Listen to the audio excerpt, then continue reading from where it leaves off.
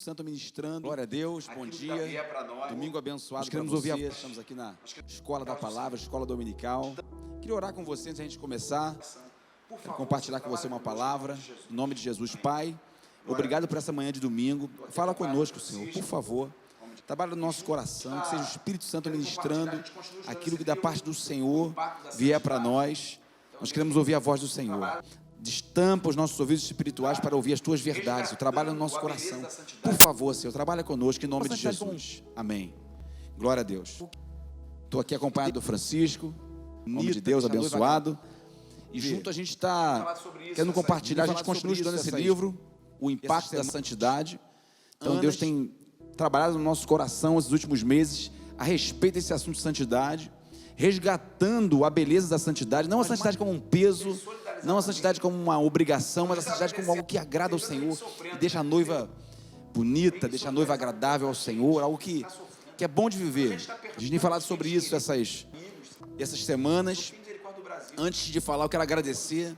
Minha esposa passou esse tempo aí com o Covid, muitos irmãos oraram, agradecer o carinho, agradecer a Deus por essa bênção dela retornar para casa, mas mais do que isso, eu queria me solidarizar também, porque não adianta eu agradecer a Deus quando tem tanta gente sofrendo, né? Então eu agradeço a Deus, mas queria também me solidarizar com tanta gente que está sofrendo.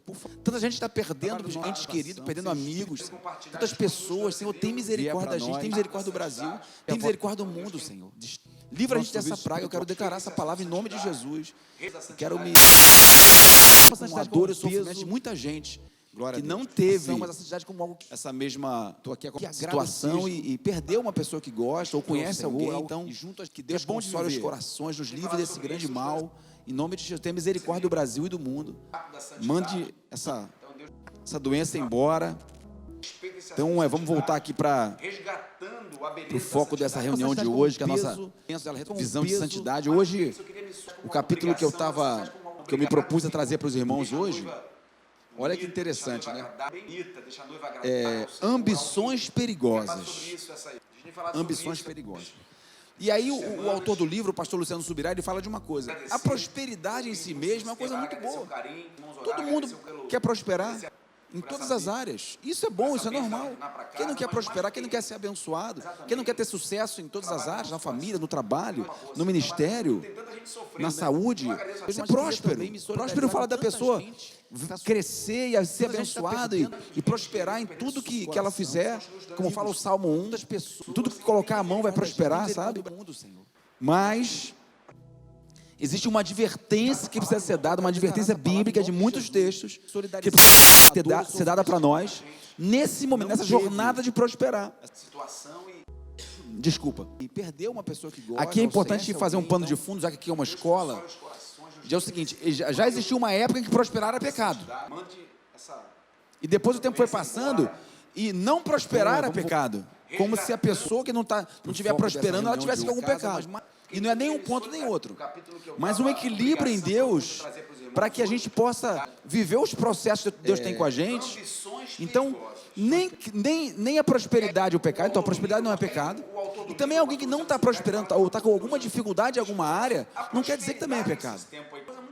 O que eu estou dizendo é uma advertência que nós precisamos receber da parte do Senhor da Bíblia, para nessa jornada de prosperar, porque todo aquele que começa a receber de Deus uma prosperidade dentro, certamente vai começar a prosperar fora, porque é coisa de Deus.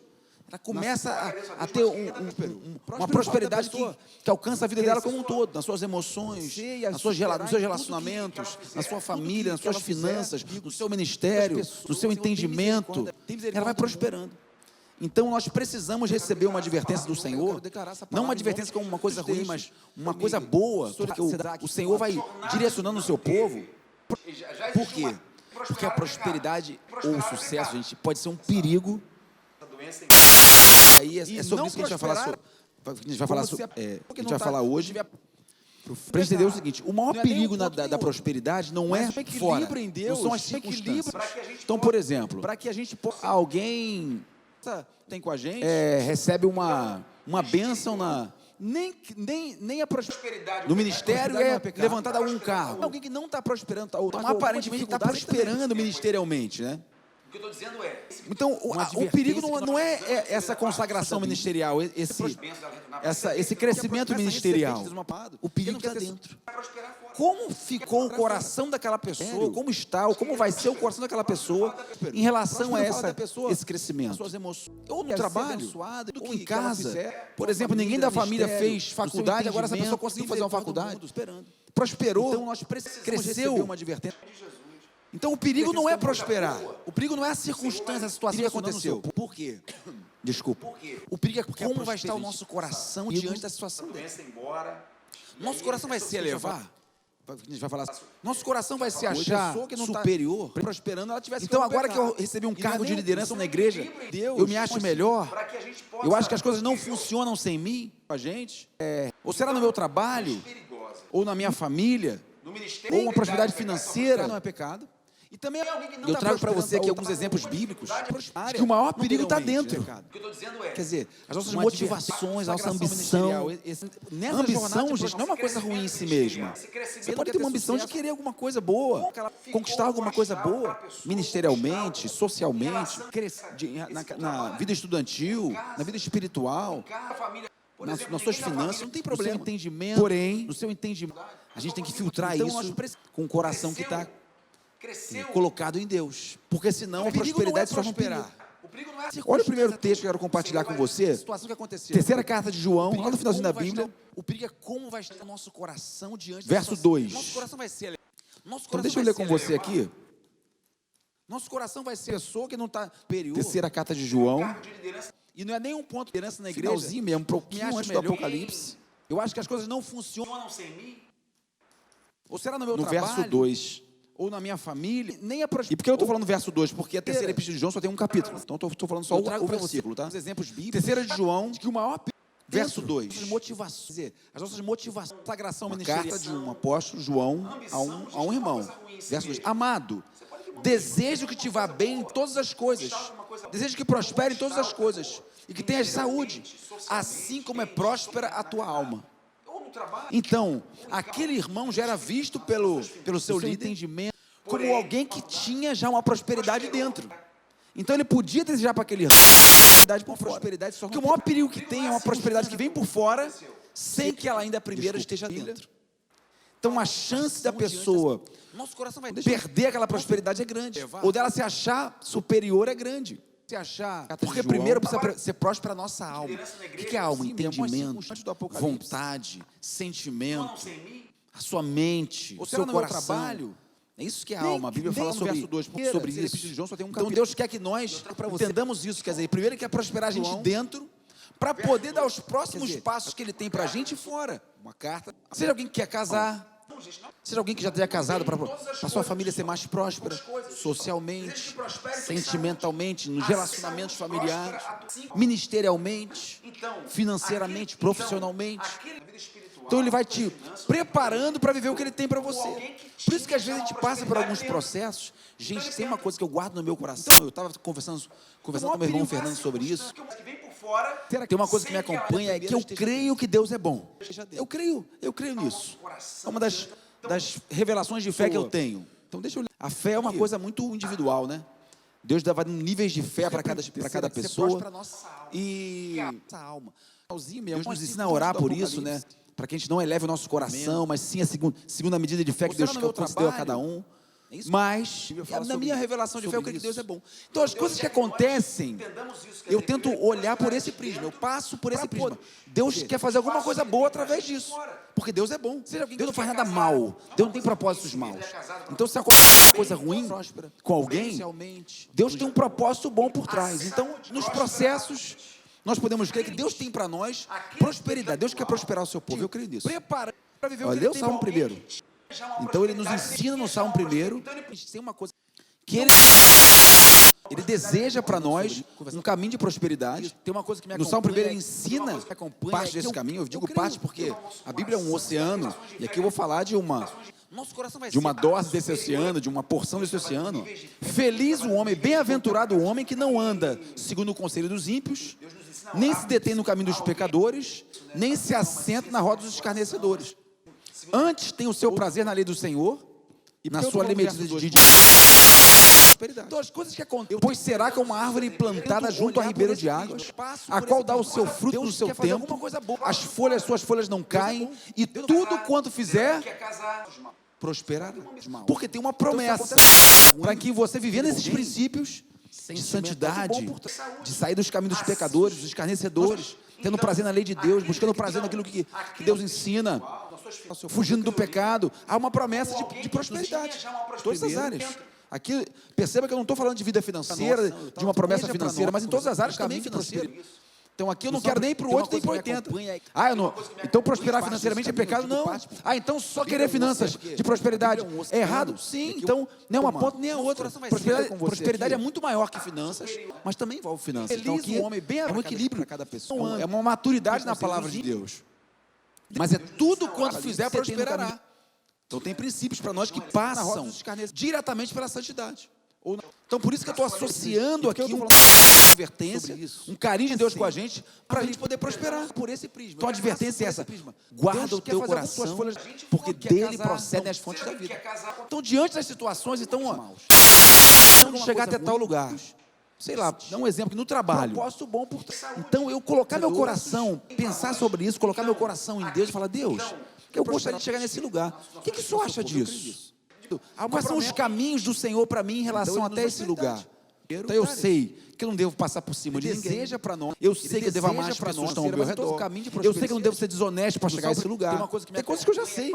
Eu digo parte porque talvez todo mundo saiba que está me assistindo aí. Mesmo quem não é cristão. Porque eu não estou falando só para cristãos. Tem muita gente que não se diz cristão, mas que gosta de ouvir essa palavra. E aqui, gente, a gente não tem esse preconceito. Jesus não está apegado à religião. Jesus está acima dessas coisas. Então vamos ouvir a palavra de Deus com o coração aberto. Então essa palavra é bênção para todos nós. Então que Deus nos ensine o caminho para você poder prosperar. Por exemplo, no trabalho. Por exemplo, no seu casamento. Por exemplo, na relação com os seus filhos. Porque há uma promessa, Deus tem falado muito comigo sobre paternidade. Eu creio, inclusive, que vai ser o tema do próximo mês, depois que virar o ano. Paternidade. Porque é uma promessa de que nos últimos dias, nesse tempo do fim, nos últimos dias, Deus converterá o coração dos pais aos filhos, dos filhos aos pais. E se tem uma coisa que é uma lacuna enorme na igreja, no mundo, nas pessoas da humanidade inteira, é paternidade. Pessoas têm dificuldade de ver Deus como pai. Pessoas têm dificuldade de relacionamento com seus pais biológicos, ou não tem pai, ou não, sabe? Relações machucadas. Gente, das pessoas. E Deus quer resgatar, quer restaurar esse lugar da paternidade, mesmo para quem não tem pai, mesmo para quem teve um testemunho ruim de pai. Deus quer restaurar esse lugar da paternidade dele com a gente, e a gente pode ser filho espiritual, não é só filho biológico, não. Então, pais espirituais, filhos espirituais. Gente, é um assunto tremendo. Mas essa revelação é a revelação do cuidado do pai com a gente, de um pai que quer prosperar os seus filhos, pais aos filhos aos pais. Então, se tem a maior revelação que Jesus veio trazer, é revelar Deus como Pai. Porque o Antigo Testamento revelava Deus como Senhor. E Ele é Senhor. É paternidade. Mas Jesus veio para falar como Pai, revelar o Pai. Porque esse mesmo Senhor é nosso Pai. E um Pai cheio de amor, cheio de graça. Porque Deus amou o mundo de tal maneira. Esse é o coração do Pai. Pai nosso. É o começo da oração. Então não é meu. Não é só de Jesus, é nosso. Ruim de Pai. Então isso é tremendo. Porque há uma promessa. Deus tem... Vamos continuar aqui. Biológico não. Pode pedir lá para ele. Pais espirituais, filhos. Esperar um instantinho. Fala que eu estou acabando. Tremendo. É que tem uma obra acontecendo aqui na igreja. Eu vou pedir para ver se consegue parar só um pouquinho para a gente terminar aqui. Talvez você tenha ouvido aí o som do martelo. Nossa igreja está em obras. Eu estou aqui no gabinete onde nós fazemos a gravação. Para ficar de forma mais exclusiva em relação ao barulho. Então, gente, eu quero trazer um exemplo bíblico para você da vida de Uzias. Cara, Uzias foi um cara que Deus usou tremendamente. Então, Uzias, um cara que fez uma reforma, um cara que buscou a Deus, buscou o Senhor, fez uma obra tremenda. Mas eu quero ler 2 Crônicas 26 para você, verso 5 e verso 16. Diz assim, olha só, né? Sucesso exterior que não estava sendo acompanhado por um sucesso interior. É aquilo que está... Pai com a gente, 2 Crônicas 26, versos 5 e verso 16. Propôs-se buscar a Deus no dia de Zacarias, Uzias, que era sábio nas visões de Deus, nos dias em que buscou o Senhor. Deus o fez prosperar.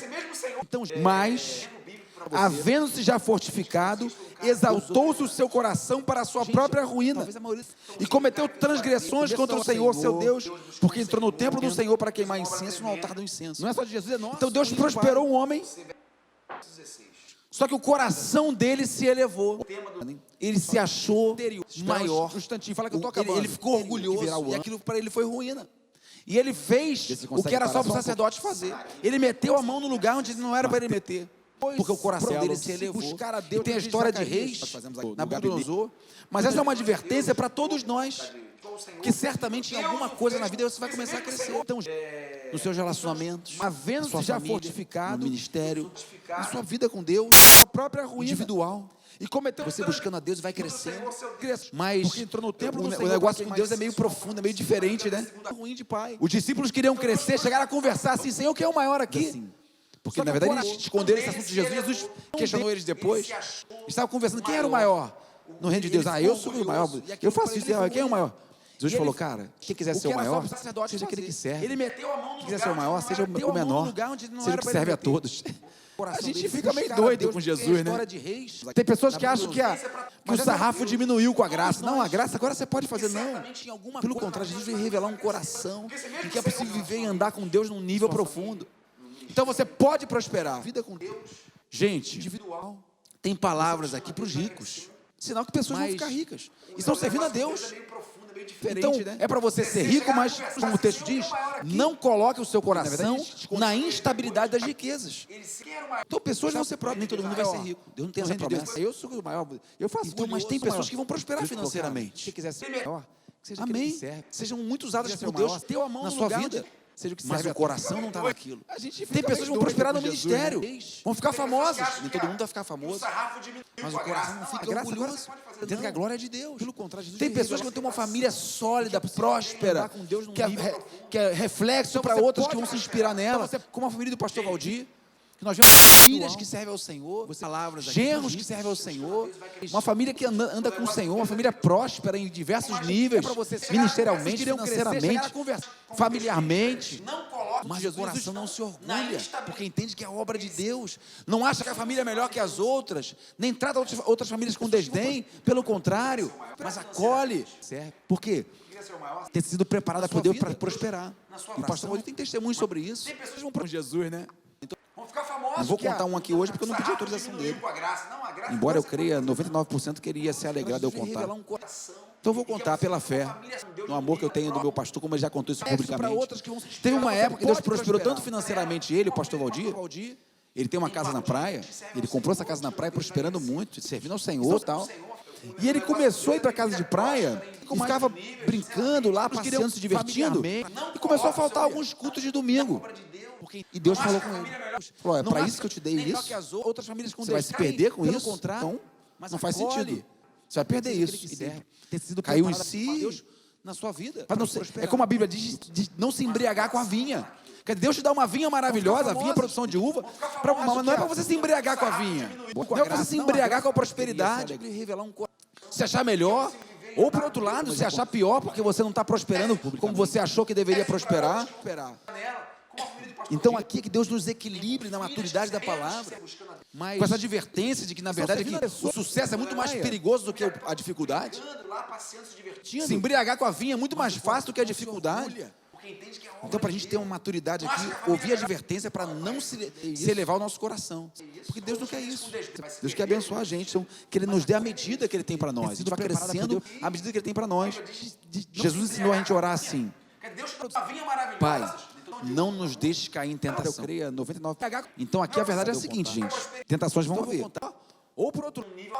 Então ele sabe que não, essa oração revela para nós que não vai existir um lugar de não tentação. Então eu vou orar e eu não vou ser tentado. Não é isso. Jesus foi tentado no deserto.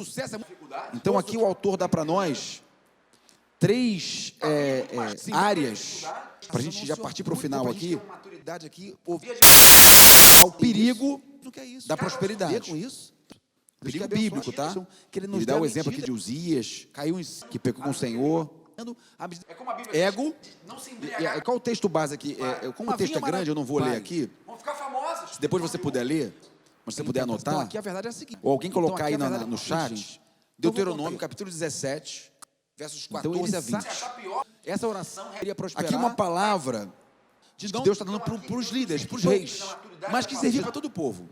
Então, a palavra é a seguinte: quando você prosperar, não multiplique demais para si cavalos. Áreas para o final. Então, não multiplicará para si cavalos. Tampouco multiplicará para si mulheres. Nem multiplicará muito para si prata e ouro. Ele dá o exemplo aqui de Uzias. Então, 3 revelações que têm a ver com ego, com o Senhor, satisfação natural, satisfação carnal e posses, bens. O texto é perigo de você anotar. Então, o perigo aqui de você se orgulhar, que o lugar do ego é esse lugar. Não multiplicará para si cavalos. Cavalos tem a ver com poder. O cavalo naquela época, carros e cavalos, tinha a ver com poder. Uns confiam em carros, outros em cavalos. Nós faremos menção no nome do Senhor. Então, cavalo era poder. Então é o ego, o lugar onde você se sente melhor, sente que você pode, que você tem, que você domina, que você é o cara, que você é a mulher. Então que Deus guarde o coração dos homens e das mulheres. Então não multiplicará para si esse lugar de um ego inchado, de um orgulho, de uma soberba, porque Deus resiste a soberba, mas concede aos humildes a sua graça. Então Deus não permita que a gente multiplique cavalos, que nosso poder não cresça além do que Deus tem para nós. Porque Deus pode ter uma vontade, mas a gente pode querer ultrapassar a vontade de Deus e fazer coisas que não agradam a Deus para alcançar essas coisas. Então que a gente baixa a bola e fala: Deus, fala comigo, não me deixe além do que o Senhor tem para mim. Eu quero o que o Senhor tem para mim, também não quero o lugar que o Senhor tem para mim. Então quero prosperar no Senhor, no tempo de Deus, de acordo com a vontade de Deus. Isso tudo com base na santidade. Sem santidade ninguém vai prosperar. Não adianta. Isso aqui é a base desse livro. Não adianta você ser um cara gente boa, não adianta Deus te usar no ministério. E tem muitas pessoas que Deus usa no ministério, mas não andam em santidade. Parece um contrassenso, mas isso é bíblico. Sabe o que vai acontecer? Isso é bíblico, vai acontecer no final. Deus vai falar: não conheço você. Mas em seu nome eu fazia milagres. Você fazia isso? Mas eu não te conheço, se aparta de mim. Então, vai ter pessoas que estão no ministério, mas, olha só, é um contrassenso. Paulo falou sobre isso. Senhor, eu não quero que eu tenha pregado a muitos, eu mesmo não seja aprovado. Então, aqui o propósito é que cada um se santifique ao Senhor, mas também cuide, para não deixar o orgulho entrar. Nem você aqui fala: não multiplique para si mulheres. O Novo Testamento ensina que é um homem para uma mulher. Então, se alguém tem um voto de celibato, que viva, amém, sirva o Senhor. Se você consegue se segurar, glória a Deus por isso. Se não, vai ter uma mulher para você, e a mulher vai ter um homem para você, busca no Senhor para você se casar. Não conheço você, mas se você consegue se guardar, como Jesus se guardou, amém, glória a Deus. Conheço. Mas aqui, que nós não multipliquemos, naquela época esse texto está no Antigo Testamento, os reis tinham muitas mulheres. Mas não era para ele multiplicar. Deus queria que ele já tivesse esse entendimento. Porque aqueles que multiplicaram mulheres se perderam nessas muitas mulheres. Então, isso aqui eu não estou falando só de vida sexual, estou falando de prazeres da vida. Então, não multiplique a satisfação da sua carne, a satisfação daquilo que te dá prazer, fora de controle. Mas tenha isso sobre rédea, algo que você controla, que você cuida, que você apresenta ao Senhor. Uma mulher para você. Cuidado, sabe? Vai acontecer?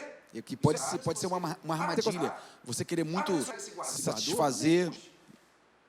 E por último, as posses, né? Não multiplique. E ele fala: não multiplique muito para si prata e ouro. Você pode prosperar. Mas não é isso, não é pecado querer prosperar no trabalho. Não é pecado você ter uma boa renda. Não é pecado você juntar um dinheiro. Mas que você possa ser fiel a Deus no dízimo e na oferta. No dízimo e na oferta. Você possa abençoar as pessoas que precisam. Eu não estou falando só de ser generoso com aqueles que atravessam o seu caminho, que a Bíblia chama dos próximos, do próximo. Satisfação daquilo. Então fora de controle.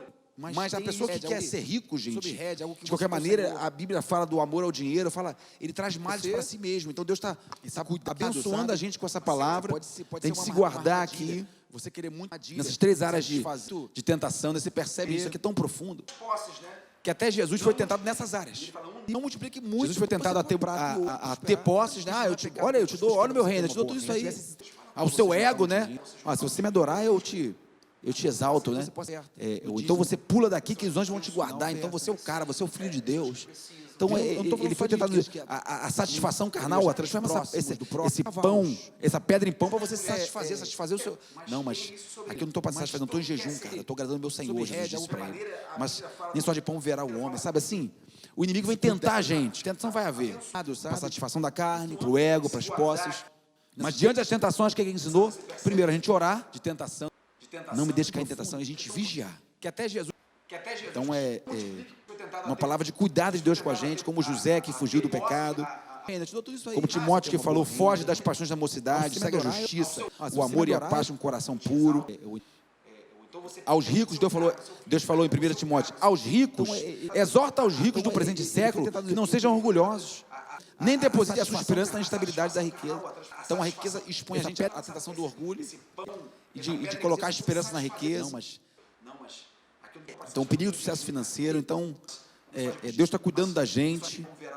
Não vai haver. Deus a gente, sabe? Para a luz dessa palavra de santidade, Ele ensinou, guardar nosso coração para não pecarmos contra o Senhor quando estivermos prosperando.